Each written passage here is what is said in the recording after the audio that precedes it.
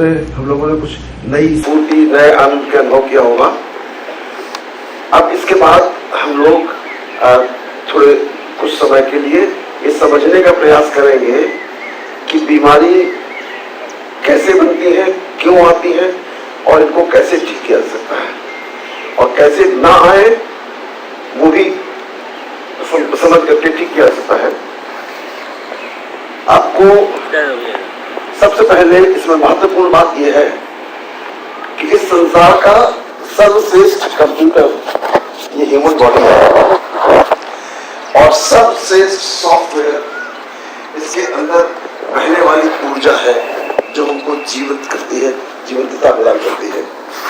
और उस ऊर्जा का नाम हम कुछ भी दें, आत्मा दे, सोल दे, रूह दे, लेकिन वो एक इलेक्ट्रोमैग्नेटिक करंट है जो हमारे इस शरीर के अंदर प्रवाहित होती है और उसकी शुरुआत की जगह है हाइपोथैलेमस एंड पिट्यूटरी के जंक्शन में रेटिकुलर फॉर्मेशन है, ब्रेन के बीचों बीच होती है, जहां से इस बॉडी का पेस मेकर है। और वो पेस मेकर इस बॉडी के एक एक ऑर्गन में वो एनर्जी फ्लो करती है, एक एक सेल में फ्लो करती है, और वो रेगुलेट होती है हमारे थॉट्स से। वो थॉट्स ही हम चूंकि अपने आप को भूल रहे हैं, हम स्वयं अपने आप को नहीं जानते हैं कि हम कौन हैं, तो हमारे जो रियल ओरिजिनल थॉट्स हैं वो सब गड़बड़ हो गए हैं। हमारे थॉट्स रियल ओरिजिनल हैं प्रेम के, करुणा के, दया के, शुभ भावना, शुभ कामना के लिए, सबके कल्याण के लिए। ये हमारे ओरिजिनल सोल के थॉट्स हैं। तो जब हम इस तरह के विचार रखते हैं तो हम स्वस्थ रहते हैं। और आज की तारीख में हमारे जो विचार हो गए हैं वो हो गए हैं comparison, competition, jealousy, hatred, anger, ego, काम। ये सारे हमारे विचार हैं, 24 घंटे हम इसी में काम करते हैं। इन थॉट्स को हम नेगेटिव थॉट्स मानते हैं और उन थॉट्स को पॉजिटिव मानते हैं। तो जब हम पॉजिटिव थॉट्स अपने अंदर ले आते हैं तो हमारा पैरासिम्पैथेटिक सिस्टम एक्टिवेट होता है और वो हर सेल को हेल्दी बनाता है। हार्मोन्स जो है वो हमारे नॉर्मल हार्मोन्स रिलीज होते हैं, और जो न्यूरोट्रांसमीटर से जो ब्रेन से रिलीज होते हैं वो पूरी बॉडी के एक एक सेल में जाते हैं। आप लोगों ने बहुत बार इलाज कराया होगा, डॉक्टर ने आपको पर्चे लिखे होंगे, ऑक्सीडेटिव एंटीऑक्सीडेंट्स लिखे होंगे, बी कॉम्प्लेक्स एंटीऑक्सीडेंट्स। ये बहुत ही नासब्जी में ये प्रक्रिया बढ़ गई इतनी ज्यादा एंटीऑक्सीडेंट्स की। एक्चुअली क्या होता है कि हमारी सेल में जो एनर्जी जाती है तो वहां पर ऑक्सीडेटिव फ्री रेडिकल्स रिलीज होते हैं। जब नॉर्मल जो भी प्रक्रिया करते हैं तो उसकी सेल के अंदर जो केमिकल रिएक्शन होते हैं उसकी वजह से ऑक्सीडेटिव फ्री रेडिकल्स पैदा होते हैं। तो वो ऑक्सीडेटिव फ्री रेडिकल्स जो है 1 मिनट में 60,000 तक जो है वो हम सेल की माइटोकॉन्ड्रिया उसको मेटाबोलाइज कर सकती है। लेकिन जब हम चिड़चिड़ करते हैं, लड़ते हैं, झगड़ते हैं, गुस्सा करते हैं और जितने विकार पैदा करते हैं तो उनकी संख्या 2 लाख तक पहुंच जाती है। और वो माइटोकॉन्ड्रिया कैपेसिटी है सिर्फ 60,000 रिलीज करने की, लेकिन वो फिर जितने ज्यादा होते हैं वो उसी सेल में रह जाते हैं और वो फिर कभी भी मेटाबोलाइज नहीं होते हैं और उसको बीमार करते हैं। वो सेल इसी की वजह से हमारे शरीर में डायबिटीज पैदा होती है, इसीलिए हाइपरटेंशन पैदा होता है, इसीलिए इस्केमिक हार्ट डिजीज होती है, मेटाबॉलिक सिंड्रोम होता है, डिसलिपिडीमिया होता है। और इसी से ही जब हमें ऑक्सीजन सप्लाई कम हो जाती है और उन सेल्स की जहां पर की माइटोसिस हो रही है, हम 24 घंटे हमारे अंदर माइटोसिस हो रही होती है, सेल डिवीजन हो रहा होता है, कुछ सेल मर रही होती है, कुछ सेल नहीं पैदा हो रही होती है। तो जहां पर इस तरह एब्नॉर्मलिटी होती है और ऑक्सीजन वहां की सप्लाई कम हो जाती है बिकॉज ऑफ एथेरोस्क्लेरोसिस, तो वहीं पर कैंसर पैदा होता है। लास्ट ईयर इसी में नोबेल अवार्ड मिला है। तो हर बीमारी के जनक हम स्वयं हैं, हमें स्वयं बीमारी पैदा करते हैं। और हमारे जब हम पॉजिटिव थॉट्स में रहते हैं तो इम्यून सेल्स हमारी नॉर्मली पैदा होती हैं। इम्यून सेल का काम होता है कि कोई भी बाहर का वायरस, बैक्टीरिया या कोई भी कैंसर सेल इनको फैगोसाइटोस करती है, उनको खाती जाती है। तो ये हमारे शरीर में बढ़ने नहीं पाते हैं। तो कारण ये है कि हम अपने आप को, चूंकि हम जान नहीं रहे हैं कैसे काम करता है, इसलिए हम इसको उल्टी तरीके से चला रहे हैं। आप ऐसे समझ लीजिए कार आप बैक गियर से चला रहे हैं, एक्सीडेंट हो गई होगा। तो आपको इसलिए अपने आप के स्वभाव में परिवर्तन करना है। अब ये स्वभाव परिवर्तन क्यों नहीं हो पाता है? जैसे अभी आप सुन रहे हैं तो आपको लग रहा है कि हाँ ये सही करना चाहिए, लेकिन जब परिस्थिति आएगी तो आप नहीं कर पाएंगे। उसका कारण यह है कि हम जो भी काम करते हैं पूरे दिन, जब से जन्म हुआ है 5 साल से लेकर अभी तक 5 साल की आयु में जब वो आ जाता है, तब से लेकर के सारी की सारी ऑडियो विजुअल रिकॉर्डिंग इसी ब्रेन के अंदर फीड है।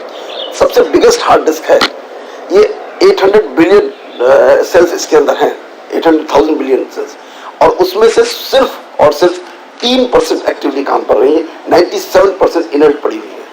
और उसी वजह से हमारी सोल की पावर इतनी कम हो गई है कि हम जिंदा हैं और बीमारियों के साथ जिंदा हैं। लेकिन इसको हम परिवर्तित कर सकते हैं, इसी जीवन काल में परिवर्तित कर सकते हैं और अपने आप को 100% प्योर बना सकते हैं। और हमको जो बनाया था, जब ईश्वर ने बनाया होगा कभी, तो हमको 150 वर्ष की आयु मिली थी और हम 150 वर्ष स्वस्थ रहने के लिए थे। तो जो आज से 5000 वर्ष के लोग हैं, जो राम कृष्ण और जिनको देवता हम कहते हैं, सब मनुष्य हैं, लेकिन उस समय उनकी आयु ऐसी थी, इस तरह की स्वस्थ था, जो आज डिटेरियोरेट होकर के 100% लोगों को, 800 करोड़ आबादी है पूरी दुनिया की, हर आदमी को एवरेज 2 बीमारियां हैं, हर आदमी को। तो इसका मतलब टोटल 800 करोड़ में से 1600 करोड़ बीमारियां हैं पूरे विश्व में।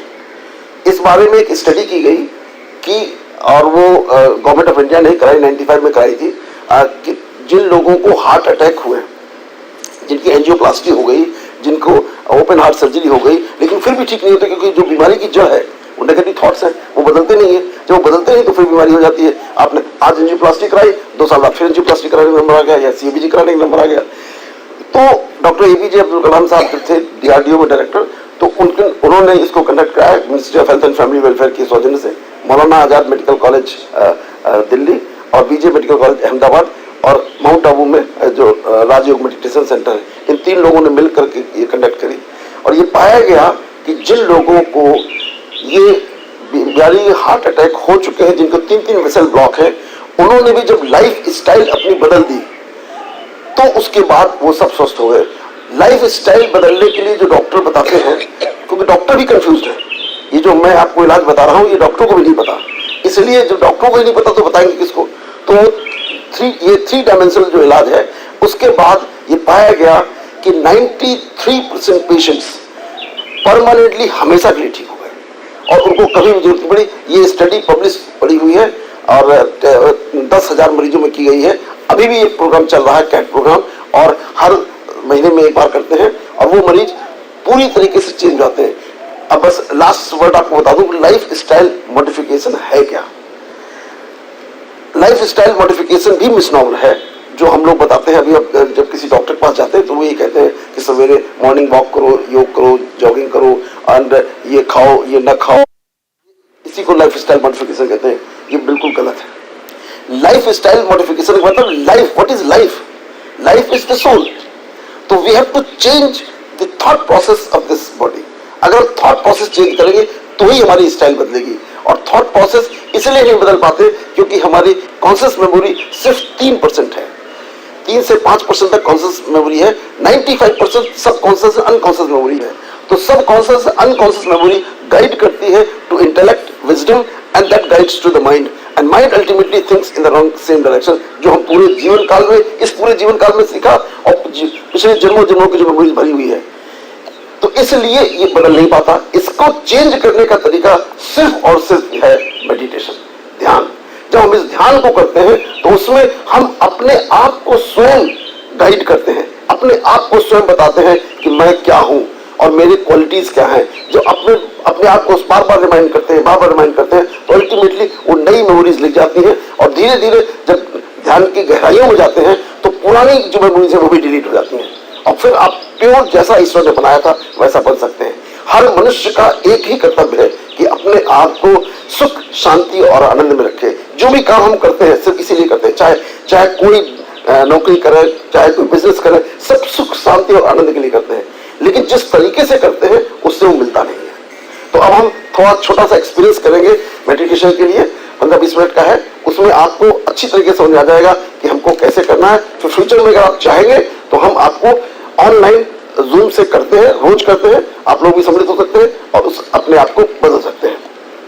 लाइफस्टाइल यहाँ से उसको चेंज करना है, जो हमारी एनर्जी थॉट प्रोसेस उसको चेंज करना है। आप जो टी शर्ट पहने हुए हैं, इस टी शर्ट के पीछे एक और लिखा हुआ है आमोद फाउंडेशन। ये आमोद फाउंडेशन एक इनिशिएटिव है to change the total concept of humanity कि हम सब अपने आप को स्वस्थ कैसे रखें, उसका मेन पर्पज है कि हेल्थ एंड हैप्पीनेस कैसे आए।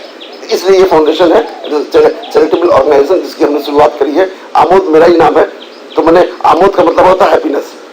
तो हैप्पीनेस सब जगह कैसे फैले, हेल्थ कैसे फैले, इस विषय को करते हुए तो हम लोग इसको प्रयास कर रहे हैं। हमारी श्रीमती जी है डॉक्टर ऋचा, तो ये भी इसी में जुड़ी हुई लगातार कर रही है। वो सारे अस्पताल चला रही है, अभी आप उसके बारे में थोड़ा सा बताएंगे।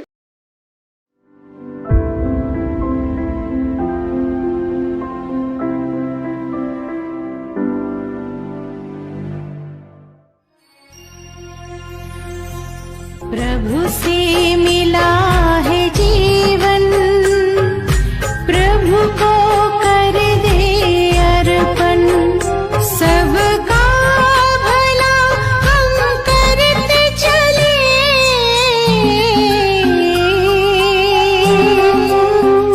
सबका भला हम करते चले, हर्षित हो धरा गगन, बस उसका कहना माने, फिर सब कुछ वो ही जाने, बस उसका कहना माने, फिर सब कुछ वो ही जाने, प्रभु से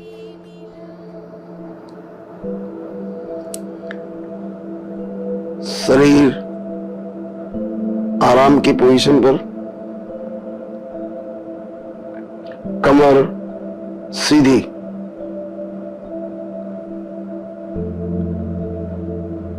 आंखें आधी खुली आधी बंद,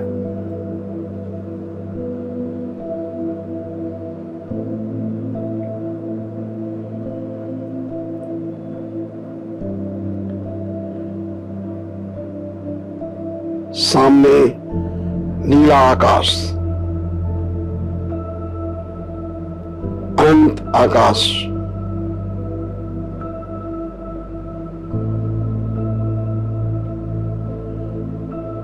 हिलोरे लेता हुआ समुद्र,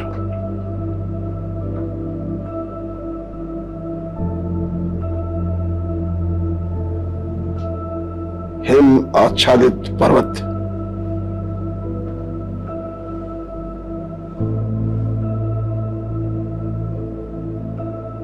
प्रकृति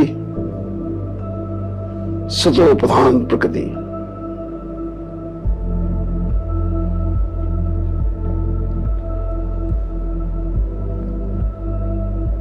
देखें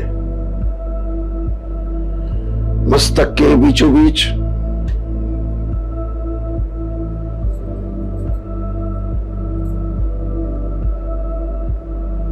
भ्रकुटी के मध्य पर ज्योतिपुंज,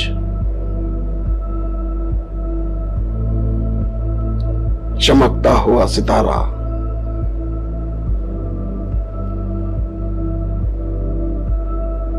यह सितारा सातों आत्मिक ऊर्जाओं को अपने अंदर समाहित किए हुए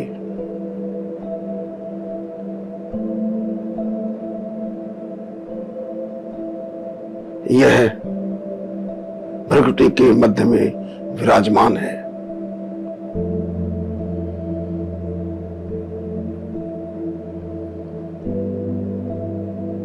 यह ज्योतिपुंज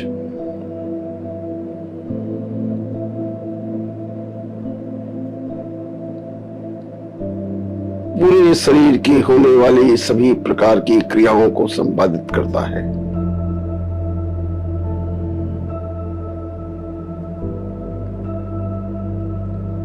इसमें सभी सातों आत्मिक ऊर्जाएं इसमें समाहित हैं।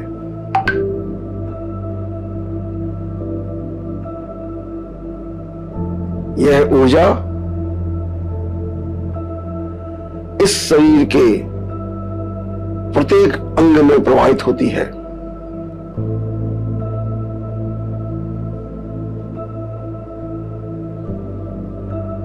और इस शरीर की सभी क्रियाओं को क्रियान्वित करती है।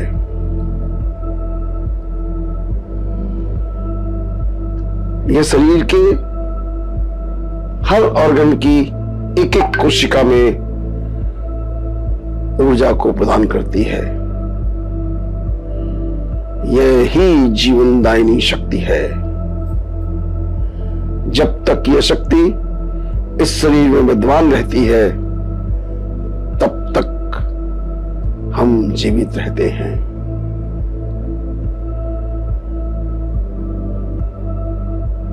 यह ही आत्मा है।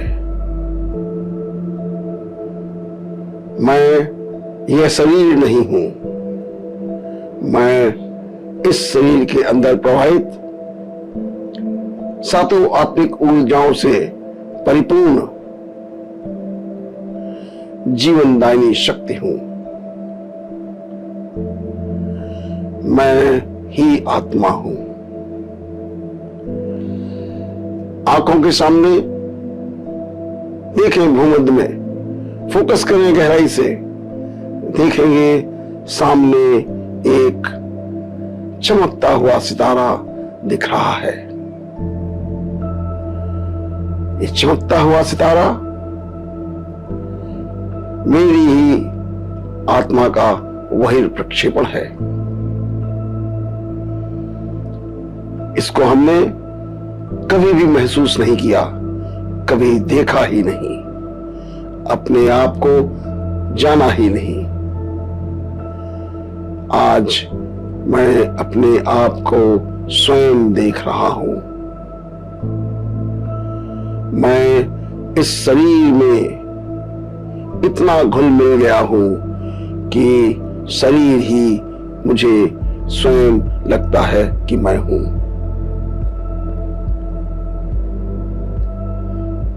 मैं यह शरीर नहीं हूं। शरीर इस पांचों तत्वों से मिला हुआ बना है, और जब इन पांचों तत्वों में चेतन शक्ति ऊर्जा सम्मिलित होती है तो यह शरीर क्रियाशील होता है, और जब यह ऊर्जा इस शरीर से बाहर चली जाती है तो यह शरीर निर्जीव हो जाता है। कोई भी कार्य संपादित नहीं कर सकता। इस ऊर्जा को हम यंत्रों के द्वारा रिकॉर्ड भी कर सकते हैं। EEG, ECG, EMG आदि के माध्यम से इनको हम रिकॉर्ड भी करते हैं। हम इस शरीर में इतना घुल मिल गए हैं कि हम अपने आप को यह शरीर ही समझ बैठे हैं, और इस आत्मा की शक्ति क्षीण हो चुकी है।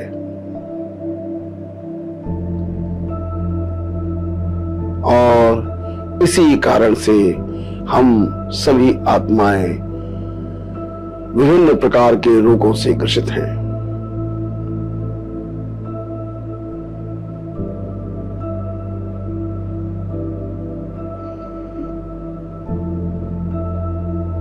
मुझे इस शरीर को स्वस्थ रखने के लिए तन से और मन से मुझे अपने आत्मिक स्वरूप को ही पहचानना होगा, अनुभव करना होगा, और इस आत्मिक स्वरूप के अनुसार अपने जीवन को ढालना होगा।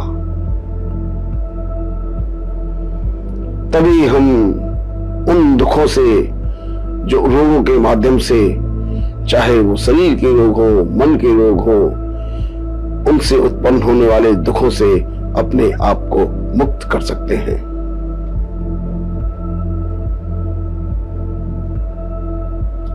आत्मा का मुख्य साधन मन के द्वारा संपादित होता है।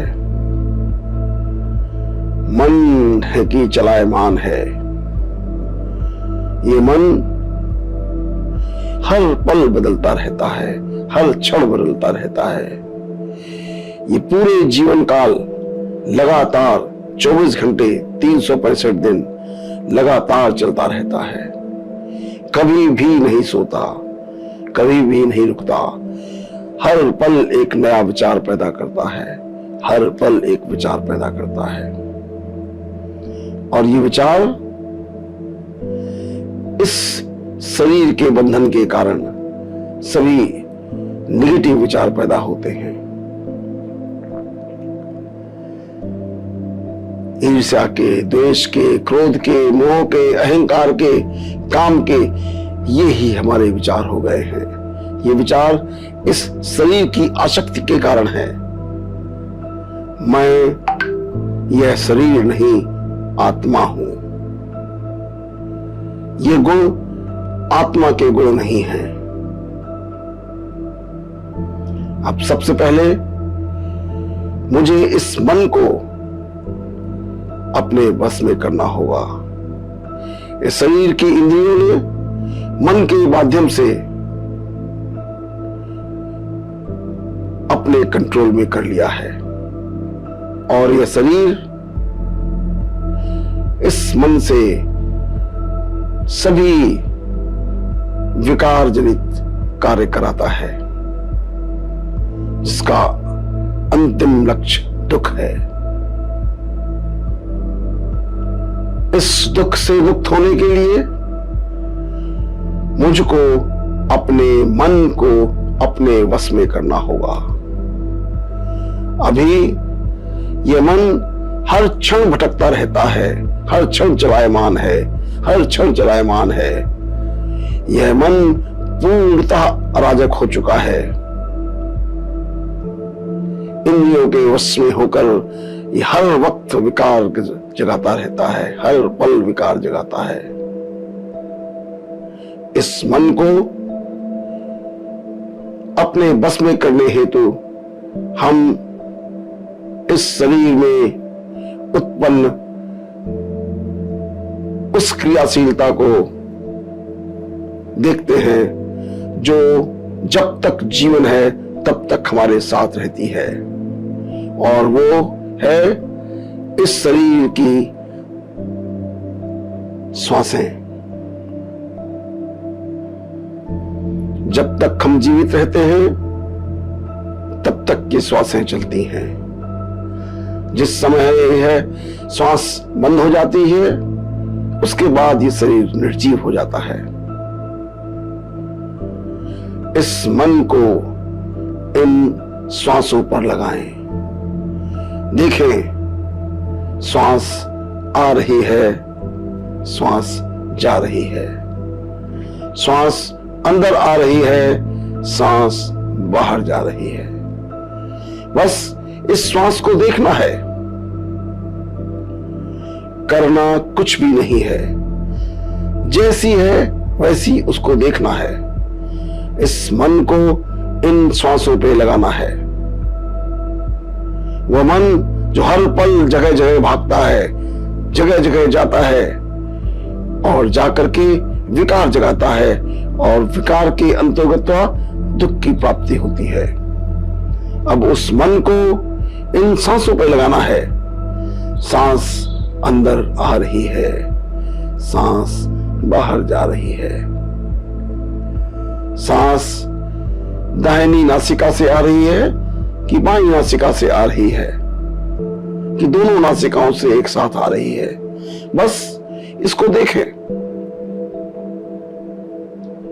सिर्फ देखते रहें।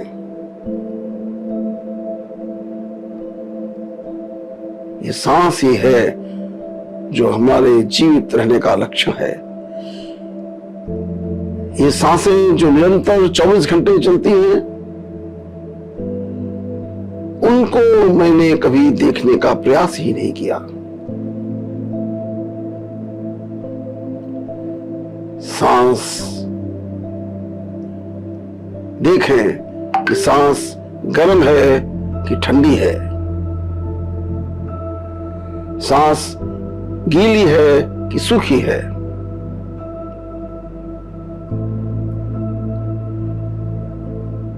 सांसें हमारी स्वाभाविक प्रक्रिया की निशानी है। यह स्वतः चलती है, स्वतः आती है, स्वतः जाती है।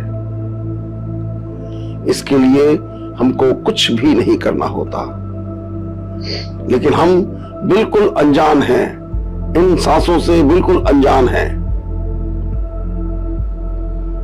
अब इसको गहराई से देखें। सांस आ रही है, सांस जा रही है, सांस अंदर जा रही है, सांस बाहर जा रही है। इसी प्रकृति में विद्यमान जीवनदायिनी गैसेस को अंदर ले जाती है और विनाशकारी गैसेस को बाहर निकालती है। इस शरीर का हर पल शोधन करती रहती है।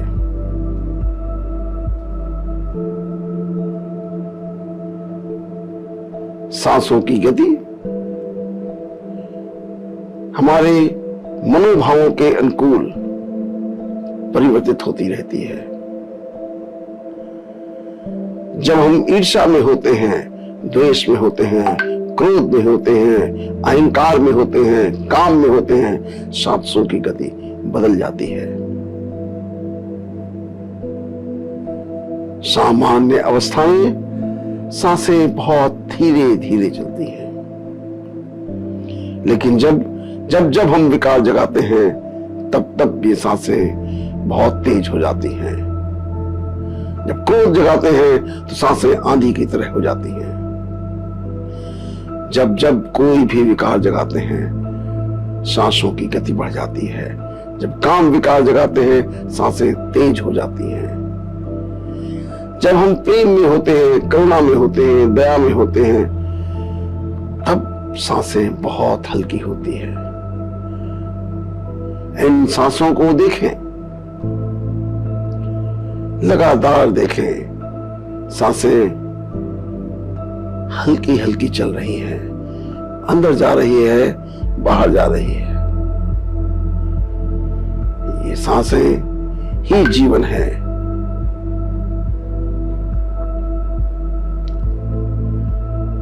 अब एक बार फिर भ्रुकुटी के मध्य में अपने ध्यान को ले जाएं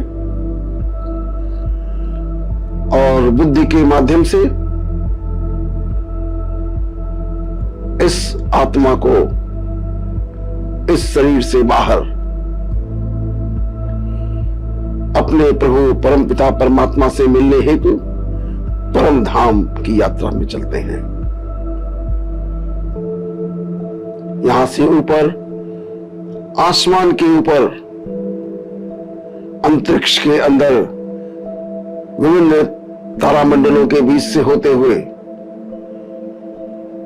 ऊपर और ऊपर और ऊपर जाते हैं तो एक सफेद सूक्ष्म लोक दिखता है।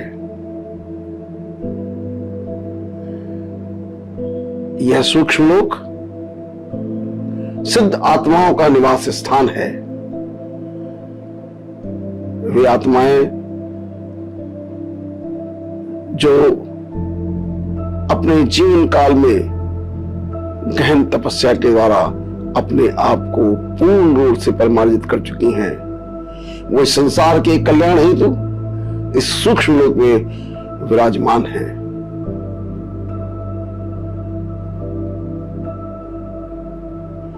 इन सभी आत्माओं को, देवात्माओं को प्रणाम करते हुए हम उसके ऊपर चलते हैं और ऊपर चलते हैं और ऊपर चले जहां पर लाल, सुनहरा लाल प्रकाश है। एक बहुत बड़ा स्थान है जहां पर सूक्ष्म, अति सूक्ष्म एक ज्योति पुंज है।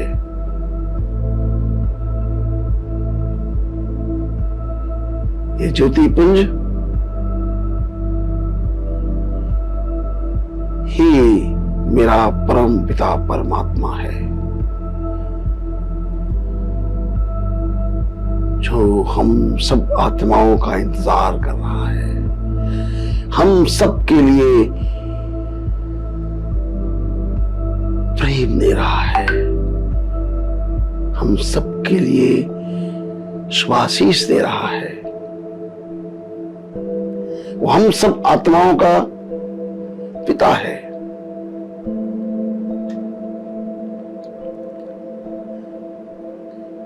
मेरा पिता, परम पिता, परमात्मा,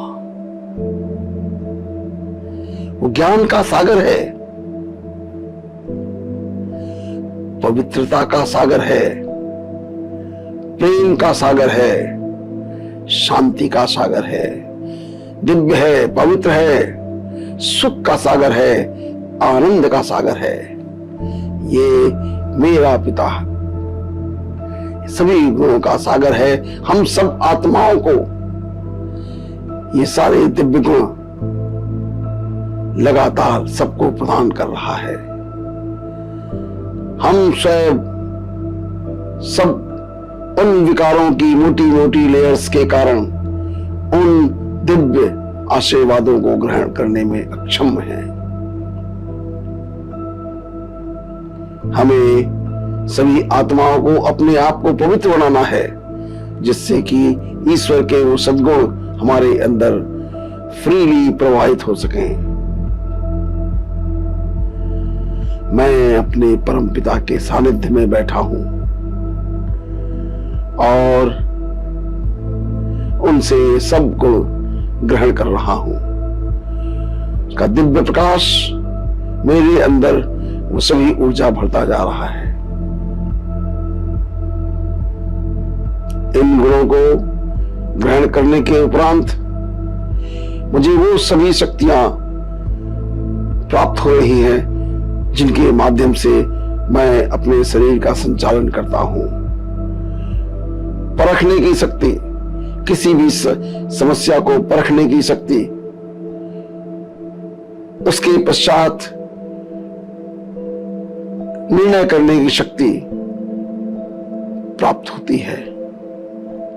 किसी भी परिस्थिति का सहजतापूर्ण सामना करने की शक्ति, सहने की शक्ति और उसको सुगमता से समाने की शक्ति मेरे परमपिता परमात्मा द्वारा ही मुझे प्राप्त होती है।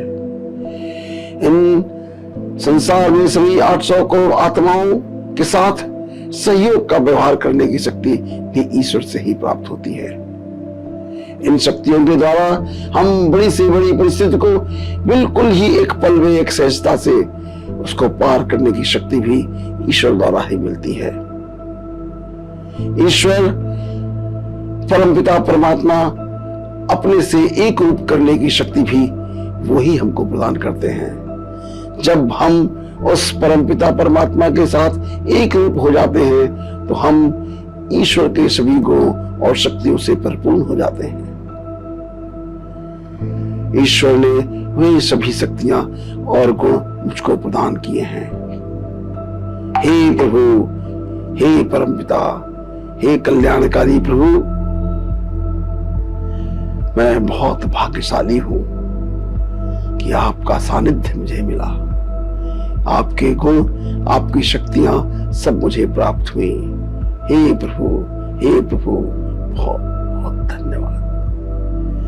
मैं बहुत आभारी हूं कि आपने सब कुछ मुझे दिया, अपना सब कुछ दिया, साथ ही साथ ये शरीर दिया जिसके द्वारा वे सभी सुख और आनंद इस शरीर के माध्यम से हम उपयोग मिला सकते हैं। इस शरीर के माध्यम से हम एक साधारण स्थिति से उस अति सर्वश्रेष्ठ स्थिति में अपने आप को ले जा सकते हैं।